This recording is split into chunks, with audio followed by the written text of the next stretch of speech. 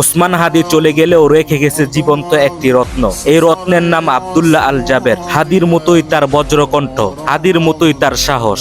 তাই ওসমান হাদির অভাবটা যদি কেউ পূরণ করতে পারে সেটা জাবেরই পারবে। আব্দুল্লাহ আল জাবের হলো ইনকিলাব মঞ্চের সদস্য সচিব। ওসমান হাদি জীবিত থাকতে তিনি তার ছায়া সঙ্গী হয়ে সকাল বিকেল একসাথে থেকেছেন। সাংগঠনিক কাজে হাদির সাথে নির্ঘুম রাত পার করেছেন। হাদির নির্বাচনী প্রচারণাতে তাকে সবচেয়ে বেশি সরবর দেখা গেছে। সংগঠনের মধ্যে হাদির সবচেয়ে প্রিয় দুইজন মানুষের একজন ছিলেন জাবের। হাদি নিজের বক্তৃতায় জাবেরের নামটা বারবার বলতেন। হাদি চেয়েছিলেন তার চলে যাওয়ার পর তার লড়াইটা যাতে থেমে না যায়। তার ইচ্ছাটা বাস্তবায়ন করার জন্য জাবের এগিয়ে এসেছেন। হাদিকে শুট করার পর থেকে তিনি সবচেয়ে বেশি সরবর হয়ে উঠেছেন। হাদির বিচারের দাবিতে আন্দোলনের নেতৃত্ব দিচ্ছেন তিনি। ওসমান হাদির জানাজায় এসে কান্নায় ভেঙে পড়েছিলেন লাখো জনতা। তবে সবচেয়ে কাছের মানুষকে হারিয়েও সে শোক প্রকাশ করেনি জাবের। তিনি বলেছিলেন, আমরা এখানে কাঁদতে আসিনি, আমার ভাইয়ের বিচারের দাবিতে এসেছি। এরপর স্বরাষ্ট্র উপদেষ্টাকে তিরস্কার করে বলেছিলেন, ভুইরা বাপ, স্বরাষ্ট্র উপদেষ্টা পদত্যাগ করতে হলেও সবকিছু প্রকাশ করে পদত্যাগ করতে হবে,